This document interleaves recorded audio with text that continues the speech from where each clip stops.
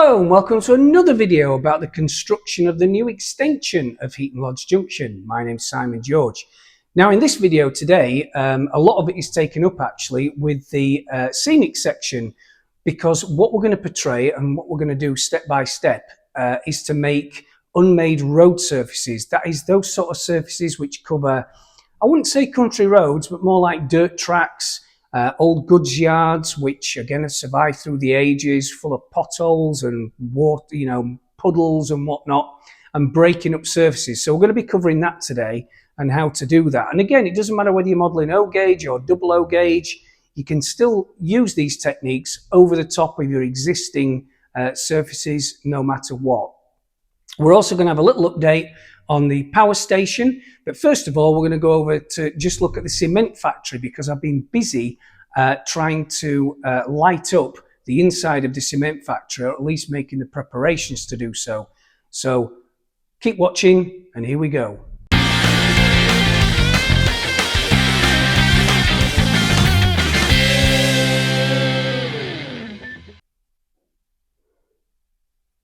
So I thought I'd give you an update on the cement factory. Now, for those of you that watch my videos frequently, you'll remember that the cement factory that I'm building, or having built at the minute, is modelled on the one that features on Miniature Wonderland, that huge layout in Hamburg in Germany. I got the idea actually to nick the designs off Miniature Wonderland, because it really is superb. And in O gauge, which obviously I work in, it is going to be huge. Now you can see here in front of you, building number one, as I've just said, it's the tallest building, and you'll remember it's the one that was cut on Tim Horn's laser cutting machine just a few weeks ago in a previous video. What I've been doing for the last few hours is actually glazing each of these different windows. And the reason for that is because I want to replicate the Miniature Wonderland version, which has individual lights in each room. So the way I've done that is just by experimentation. I got some foam board, just scoot around the back here. It looks a bit messy, but I've got some foam board. I've just used hot glue to secure the foam board onto the windows, so to create some rooms. And then behind the rooms, or in the rooms, I've got some LED lights, the wires of which you can see poking out the top. So the idea is I'm just going to wire all these wires together to a 12-volt transformer, and then I can regulate the lights and make all the rooms light up individually. I've got a little bit of a extension to that idea with this one, in that I'm making a corridor. So when this is at eye level, you'll be able to see right down the corridor, you'll be able to see the lights, people inside, etc., etc. Because what I don't want to do is give the impression that this is a bare shell. There's so much detail to go on this building yet. I'm going to really enjoy making all the detail for this building. But I thought the lights were a really good idea. And before anybody asks in the comments, these are the LED lights I'm using, which you can get off eBay. I'm just trying to see who actually makes them. Let's have a look. Oh, it doesn't say, unfortunately, but they come in a packet like this, and you can just cut them, and they just work off 3 volts, but they're superb for lighting up, well, any lighting things you want on your layout, from internal, external lights, etc., etc., etc. But this cement factory, just going back to the main building here, is going to take up 25 feet. That's all the 5 buildings together are going to take up 25 feet. But they're really going to be complemented by 2 things. The first is Giles Favel's radio-controlled cement mixers, which he's making me at the minute. You may remember you saw the excavator working, the radio-controlled one in O gauge a couple of weeks ago. Giles is making a small fleet of blue circle cement mixers with rotating drums, flashing lights, and they're going to be manoeuvring around the layout, and especially in the cement works. And also, we've got Hellions PCA tank wagons, which are going to be making an appearance on this section of the layout as well. So that's the cement factory. If you keep watching my videos, I'll be doing updates on this every couple of weeks, because I'm really looking forward to adding all the external and internal detail on these buildings. It'll be great fun. So please keep watching. Just to bring you up to date on the power station as well, or at least progress of it, I'm busy making these ventilators. I think they're ventilators. They house the air conditioning on top of the generator building, which sits in front of the main shell, which is the turbine building. So these are made out of laser cut ply. So I've just been using a hot glue gun to glue all these together. And as you can see, I've just completed this one, which is going to go just there. So I have another 2 or 3 to do. And then once that's completed, I can move on to start detailing. Still got the top end of the turbine house to glaze. I've done the, goodness me, I keep forgetting the name. I've done the generator building, and yeah, it's just going to be a bit of a nightmare to paint, so I'm going to have to mask off all these windows, so that's not going to be fun, but yeah, it's coming on and it's going to look really good.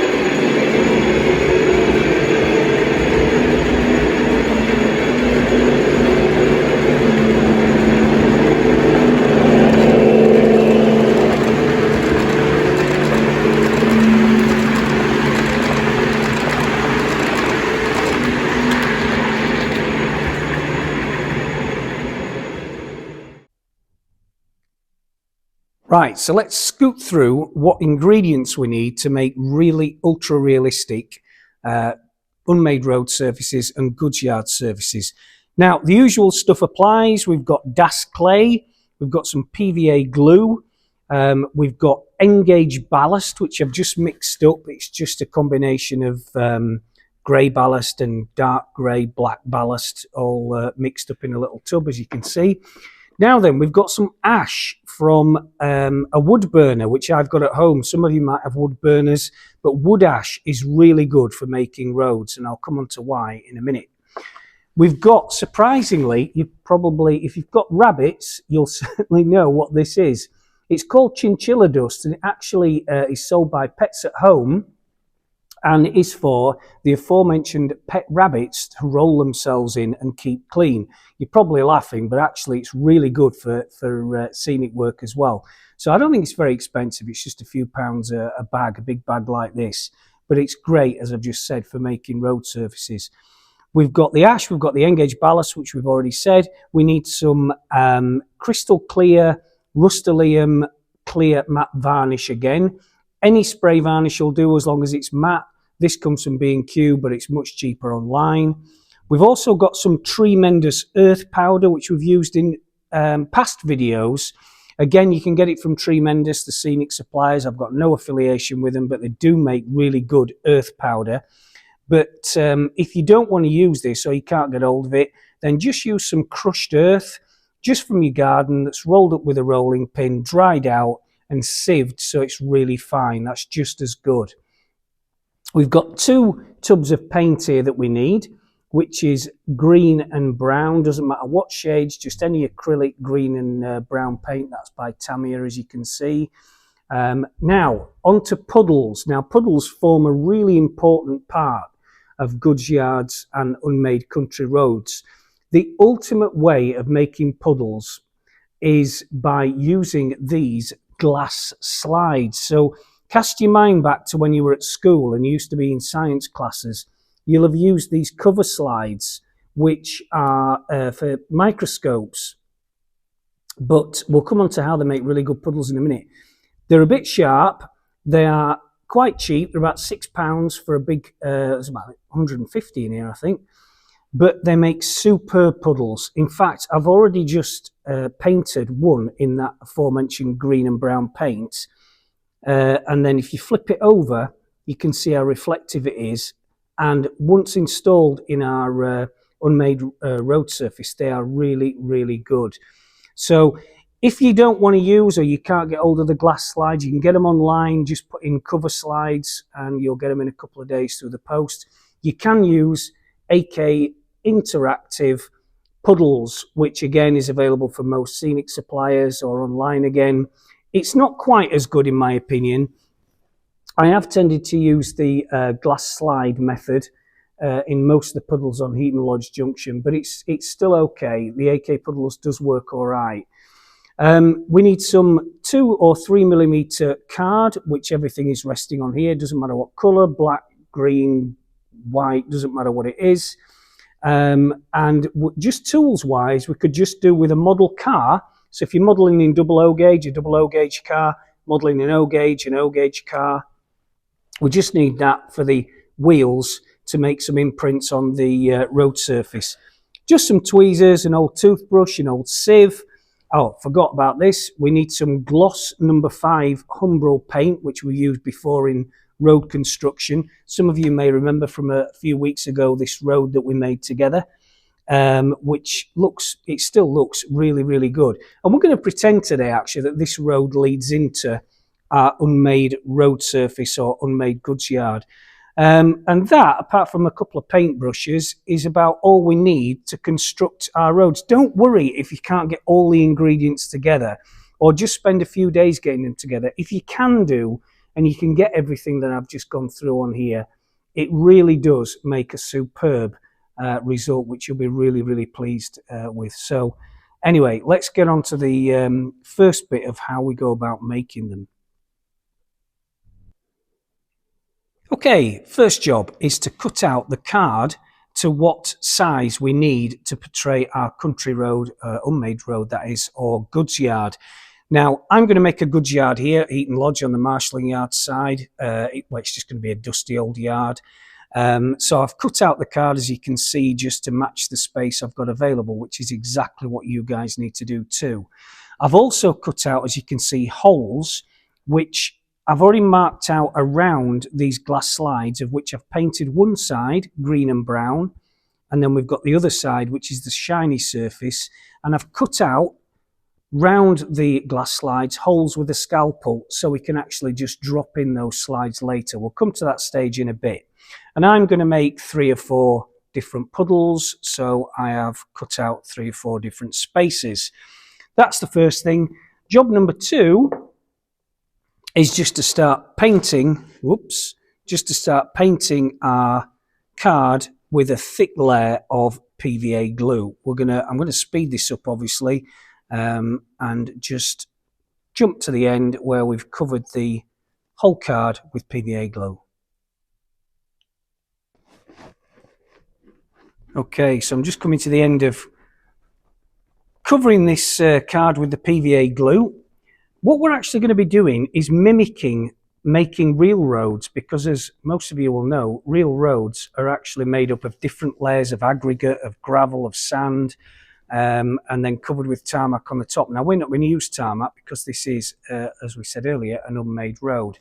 But what we do need to do is just put the PVA down first to make a base, which will adhere to, well, the first layer, which is ballast, will adhere to this straight away. So let's go on to start sprinkling some ballast on our road. So I've got our N-gauge ballast, which again is quite fine. I'm just going to sprinkle sprinkle it all over our PVA surface, card surface, which is now covered with PVA.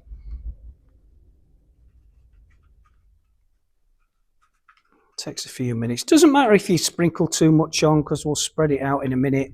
And again, it's one of these techniques where you really can't do much wrong, because unmade surfaces are, by their very nature, made up of different layers that are all falling apart, and that's exactly what we want to portray in this. So let's just cut to the end of when I've finally covered this with ballast. Right, so I've got two hands free here. I've just about finished. It doesn't matter if you don't exactly cover every surface with the ballast. If there's gaps, even better. As you can see, this is not perfect. The glue isn't dry yet, but I'm just giving it a quick brush to cover any obvious gaps. And that's really what we want as an end result. So I'm just going to let this dry for probably an hour or so, which is what I recommend you do too, just until that glue takes. And then we're going to move on to using the gloss number 5 paint on top of this ballast, which is going to replicate bits of tarmac. So this unmade surface has been made up with bits of tarmac in the past that's broken up, etc. We're going to come onto that stage in a second. Well, not in a second, in about an hour when this is dried. And then we're going to move on to the next stage, which is using our gloss number 5 dark Admiralty grey. And the reason we're using this is just to portray tarmac in the past that's been laid and then broken up over the years. And we're not going to cover all the goods yard surface here with dark Admiralty grey. We're just going to cover, maybe I'd say, a quarter of it, between a quarter and a third. It does use quite a lot of paint, this, to be honest, because we've not thinned this paint. We're just using it, as you can see, straight out of the tin. But again, what the intention is, I think I alluded to this a bit earlier, is we want to create lots of different surfaces that we're then going to break up using our toothbrush that you saw earlier to reveal the different surfaces underneath. I think we're getting to the end of our paint here, but you can see the effect that I'm trying to achieve. The PVA glue actually under this ballast isn't fully dried, but it doesn't matter, because all the paint's going to do is help matters. Now you're going to get globs of ballast coming off, but don't worry, again, that all adds to it. Again, I think I'm running out of paint just about, but not to worry. I think that'll do, because we're going to come on to, I think we're on stage 2 now, probably maybe stage 3. We're going to come on to the next stage anyway, which is our chinchilla dust.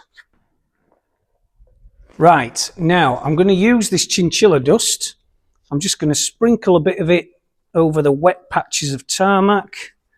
Again, this gives us another nice combination of shades,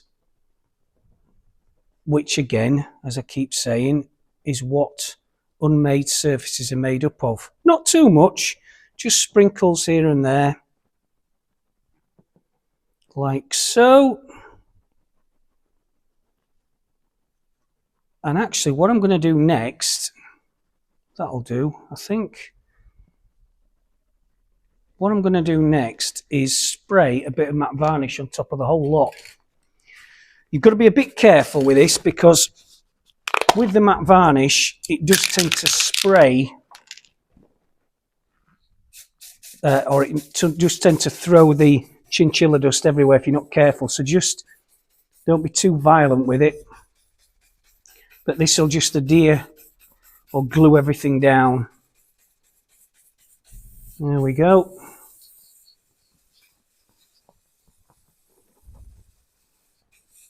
I often wonder how many people are watching this and are going to go into Pets and Home and buy loads and loads of chinchilla dust. And Pets and Home are going to think, crikey, there's been a lot of rabbit owners in today. But no matter, it's got other uses like we're using it today. And it just gives another combination, another surface. Right, okay, next stage. We're going to use the ash. Let's come on to the ash. Now, this is the wood ash, as I mentioned earlier, that I got from my log burner at home. If you've got access to any wood ash is brilliant. Coal ash is a slightly different colour, not quite as good. Now, I've just put some of this wood ash in a sieve, as you can see, and I'm just going to sieve it over the top of our surface area. Whoops. In fact, there's a few big lumps in here, but not to worry. Let's see if we can. But you see we're going to use a lot of this wood ash because this really does make a good finished top surface. I'm just going to get a bit more.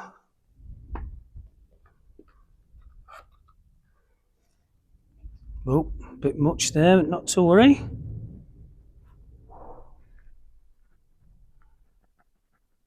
Probably a bit too many lumps in this, but never mind.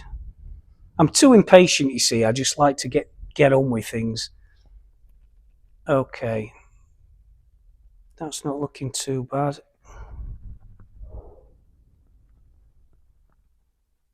There we go.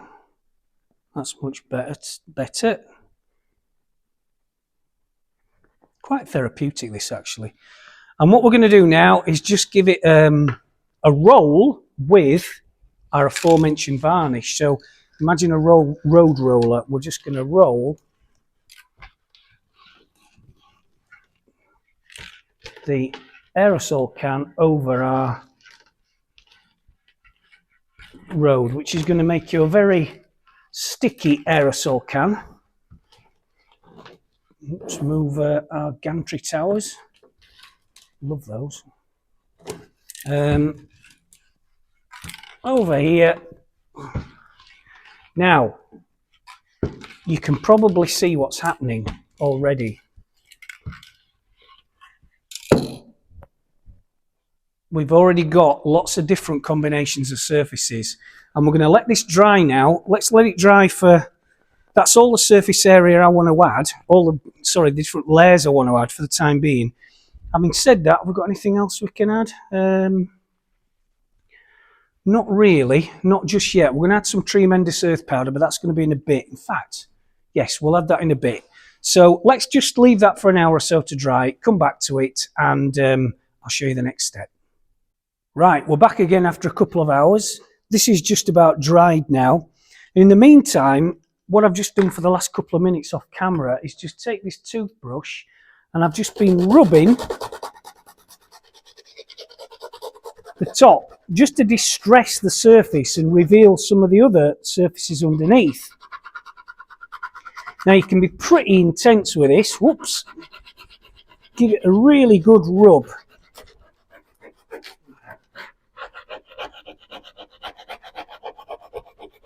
Really hard rub.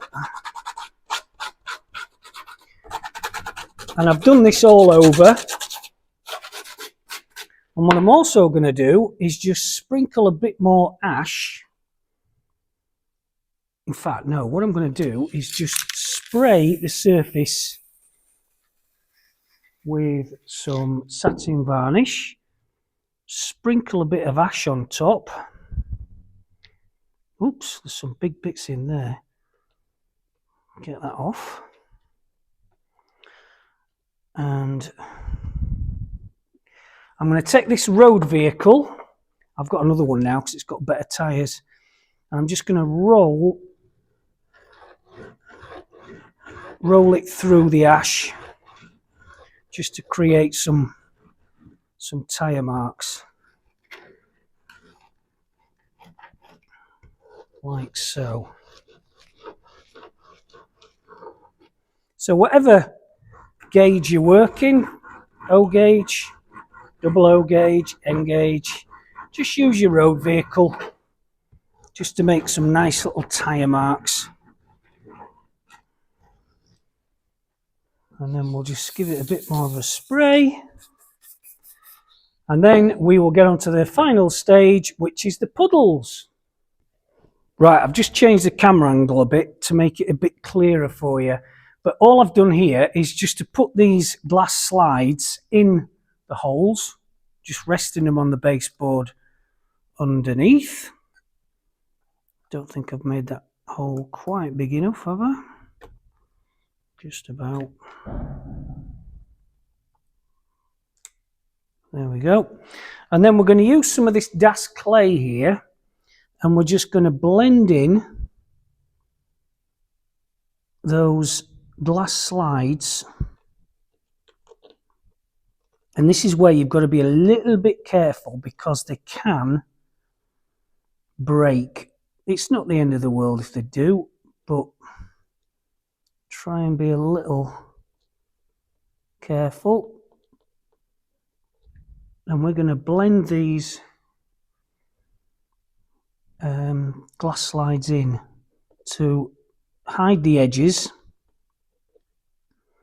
and to make some puddles. Now I'm only going to do one on camera because we're going to be here all day and I don't want to bore you to death, but you can see where I'm coming from already, because this Das clay is superb to work with.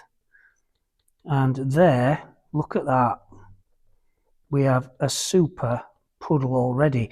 Now sometimes I'll make a little bit of mud.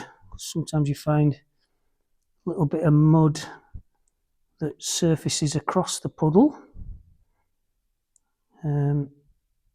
just to make two puddles, like so. And you can see where I'm coming from. I'm just going to move the camera while we're talking and just show you another one as well. We'll do that too while you're watching.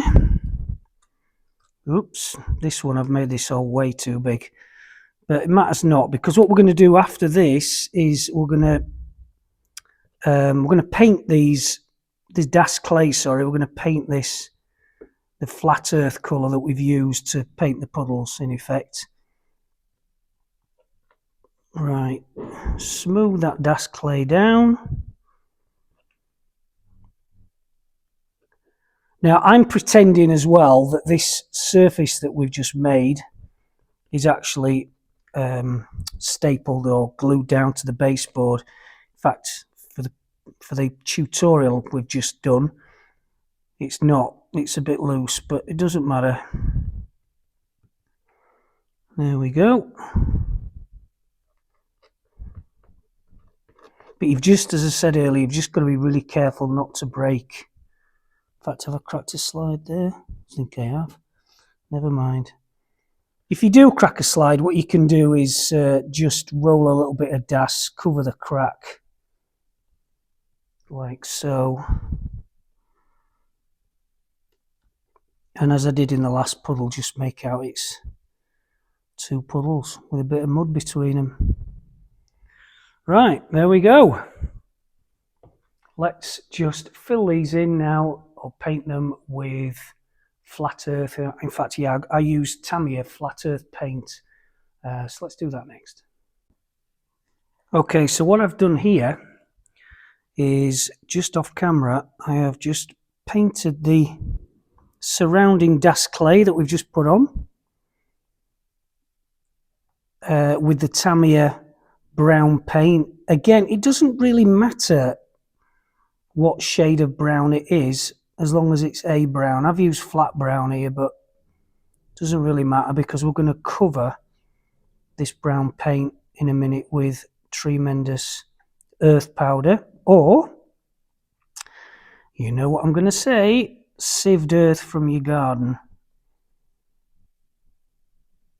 This is one of the parts I really enjoy doing, actually, because you can really see how in a second this will really come together. So I've just covered the surrounding DAS clay again with, what have I done? I've painted it with the flat earth paint. Sorry, I'm trying to think of two things at once. And I'm going to sprinkle earth powder on top of the paint, or dry sieved earth. It doesn't matter if you get it in the puddle, because don't forget we've not actually made the puddle itself. It doesn't stick, so it doesn't matter. So if you just use your finger to reveal the puddle. Should have probably let that dry actually for a sec. And so, ladies and gentlemen, there we have it. Our unmade goods yard surface, complete with a rover vitesse, which I've pinched off the layout, and a photographer snapping passing trains. Now what I did actually is I also added some of these little tufts of grass. You can get these again from Mini Nature. I think it's spelled Mini Nature, T-U-R.